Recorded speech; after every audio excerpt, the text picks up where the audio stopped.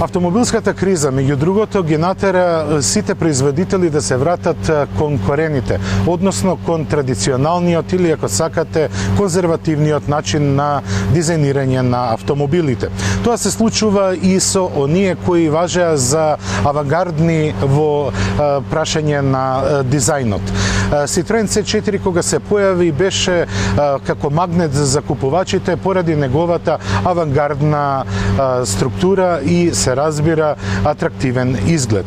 Новата генерација на C4 може од дизајнерски аспект да се каже дека е враќање еден чекор наназад, односно враќање кон конзервативното, со што Citroen како на глас да кажува дека сака да биде германски автомобил.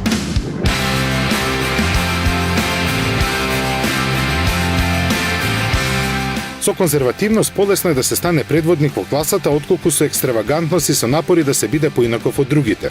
Тоа најдобро го знае Volkswagen, чиј Golf е квалитетен и доверлив, но воедно и издодевен, а долга низа години е омилен кај купувачите на компактните автомобили. Првата генерација на C4 беше премногу имагинативна и премногу посебна, но не успеа да го загрози моделот од Wolfsburg. Француската компанија со потполно новата и неодамна пристигната на македонскиот пазар C4 се одлучи на поинаква тактика.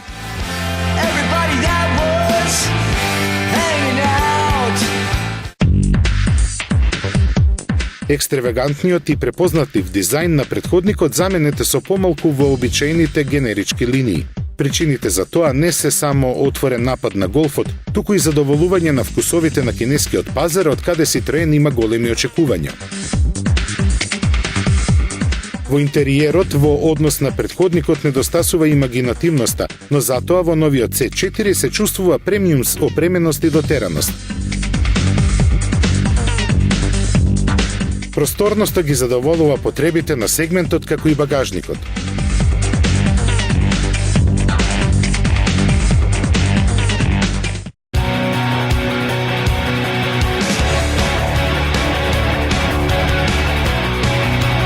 Подпирањето остана удобно во спротивност на нешто зголемената тврдост, со која инженерите на Citroen се обидоа да внесат одредена динамичност во севкупното возачко искуство.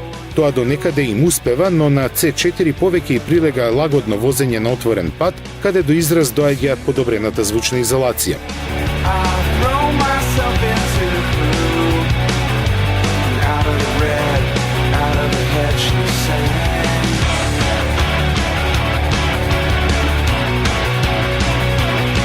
Бензинскиот мотор има пристојни перформанси. Од 1,6 литра на зафатнина испорачува 110 конски сили.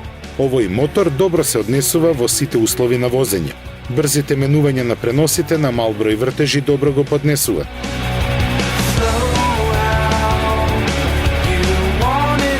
Петстепениот менувач има долги одови, па дозволува и мрзлив однос на менувањето. Возачот може да се одлучи на економично возење или цедење на брзините и подобра перформанса која е проследена со поголема потрошувачка.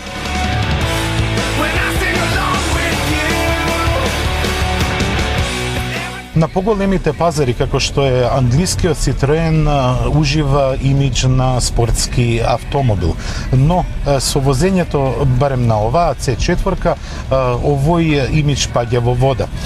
Пред се тоа е поради одот на менувачката палка кој е предолг и со тоа се губи она спортско чувство на префрлање на преносите.